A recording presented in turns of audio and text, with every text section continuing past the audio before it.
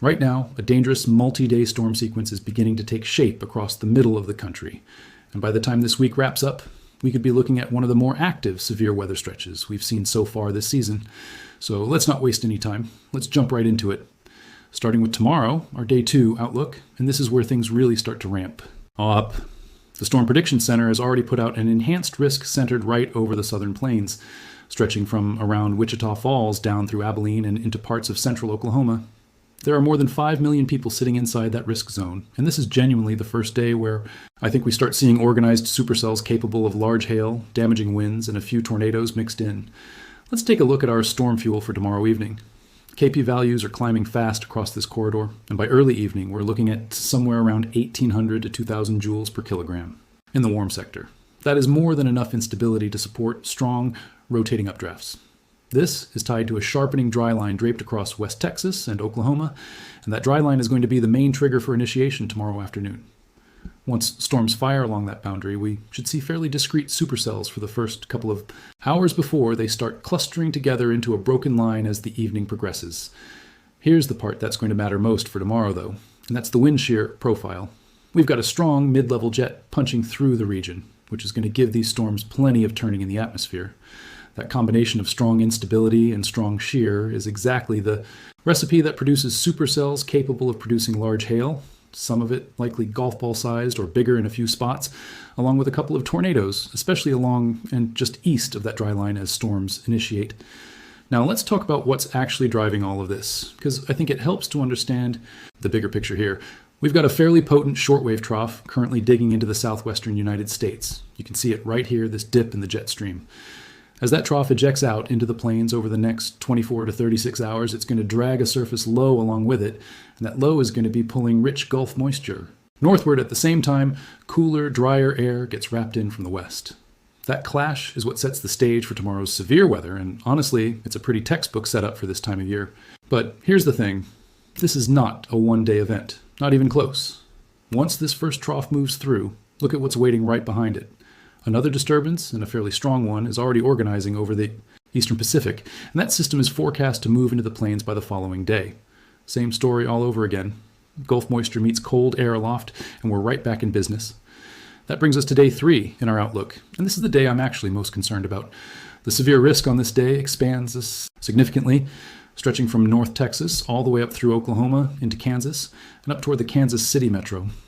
We're talking about a corridor that includes somewhere around 12 million people under some level of severe risk. This system is going to be fueled by a much stronger mid-level jet than what we see tomorrow, and that usually means less dependence on a dry line for storm initiation and a longer window for discrete supercells before everything eventually consolidates into a squall line. I want to be clear about something here. This is the day where I think the tornado threat becomes the most serious of the entire sequence. We're looking at surface dew points climbing into the mid-60s across much of Oklahoma and into Kansas, combined with steep mid-level lapse rates and increasing low-level shear during the afternoon and evening hours. That's the kind of environment that can support long track, rotating supercells, and some of those could be capable of producing strong tornadoes, particularly as storms move into the evening hours and the low-level jet strengthens overnight. And once again, right on schedule, this doesn't just end after one round. As that squall line pushes east, it's very likely to remain severe well into the overnight hours, especially as it moves into more densely populated areas farther east. If you live anywhere near the Kansas City metro, Wichita, or even into parts of northwest Arkansas, you're going to want to have a solid way to receive warnings overnight, because these overnight severe threats tend to catch people off guard while they're already asleep. Now let's shift over to Day 4, because unfortunately this sequence isn't done yet. The threat area shifts a bit further east and south for this next round, focusing in on a corridor running from North Texas through southeast Oklahoma and into Arkansas.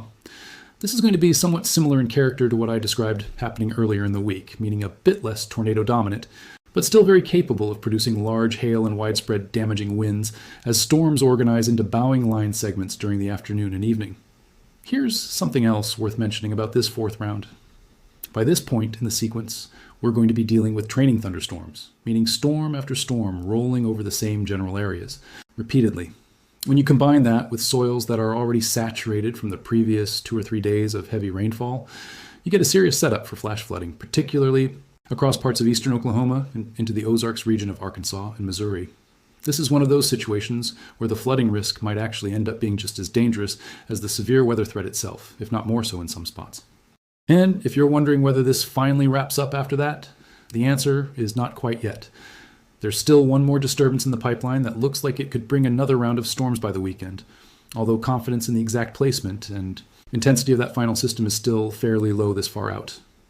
What I can tell you with high confidence right now is that we are looking at essentially back-to-back-to-back days of organized severe weather potential across a fairly similar stretch of the country. And that kind of repeated exposure to severe weather over a short window is exhausting for the people living through it, even when any single day isn't historic on its own. Let's talk about the reasoning behind why this pattern is setting up the way it is, because I think it helps explain why we're seeing storm system after storm system line up instead of just one isolated event.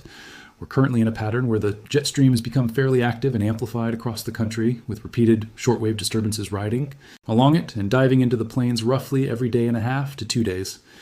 Each of these disturbances taps into the same general moisture source coming up from the Gulf, and each one is running into a similar boundary separating warm, moist air from cooler, drier air across the plains and into the Mississippi Valley.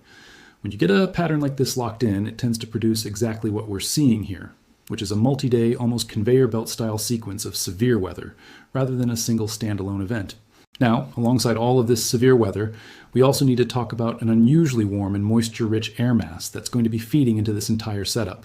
Temperatures across a huge chunk of the country are going to run well above average for this time of year, in some spots 20 to 25 degrees above what's typical.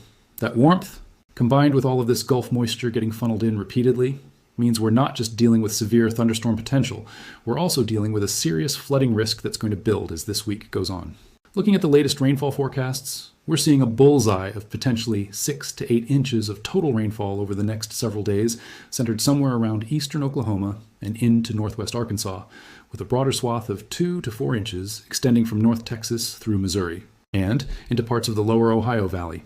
If you live near a creek, a stream, or any low-lying area that has flooded before, this is absolutely something you need to be paying attention to over the coming days, even in spots that have been dealing with drier conditions recently. It doesn't take much for rainfall totals like this to overwhelm ground that isn't used to absorbing that much water in such a short window.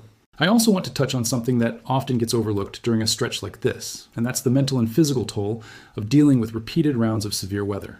When you're getting hit with severe thunderstorm warnings, tornado watches, and flash flood warnings multiple days in a row, it becomes very easy to develop what's sometimes called warning fatigue, where each new alert starts to feel less urgent simply because you've already heard so many of them recently.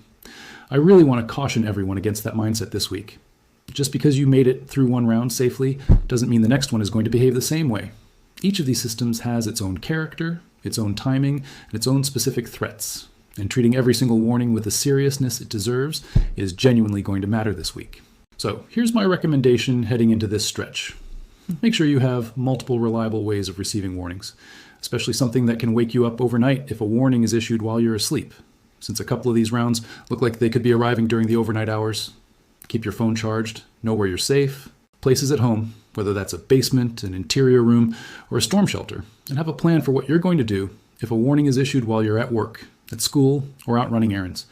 If you live in a flood-prone area, avoid driving through flooded roadways no matter how familiar the route feels, since it genuinely does not take much moving water to sweep a vehicle off the road. As we get closer to each individual day in this sequence, the placement of the highest risk areas is going to become much clearer. Right now, we're still a few days out from some of these systems, which means there's naturally going to be some uncertainty about the exact corridor that ends up seeing the worst of the tornado and hail threat on any given day.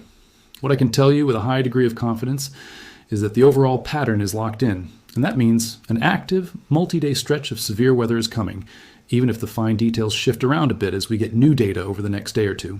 I'll also mention that alongside all of this severe weather and flooding potential, there's a chance we see a brief return of much colder air behind the final system in this sequence, which could bring a quick shot of much cooler temperatures and even a rain to snow transition across the northern edge of this severe weather corridor by early next week. It's too early to get into specifics on that side of things, but it's worth keeping an eye on if you live anywhere from the Central Plains up into the upper Midwest. One more thing worth breaking down here is how forecasters actually build confidence in a setup like this several days out. It's not just one model run or one single data point. We're looking at agreement across multiple different forecast models, the American model, the European model, and several shorter range High-resolution models, all of which are showing a broadly similar pattern of repeated troughs digging into the plains over the coming week. When you see that kind of consistency across different modeling systems, especially days in advance, that's usually a strong signal that the overall pattern is going to verify, even if the exact placement of individual storm cells or the precise timing of tornado warnings on any single day still carries some uncertainty this far out. That's really the distinction I want everyone to understand. The broad strokes of this forecast, meaning a multi-day stretch of severe weather across the plains and into the Mississippi Valley, are about as locked in as a forecast gets at this range. The fine details, like exactly which town sees the strongest tornado or exactly how much hail falls in any specific county, are the things that are still going to sharpen up as we get closer to each individual day.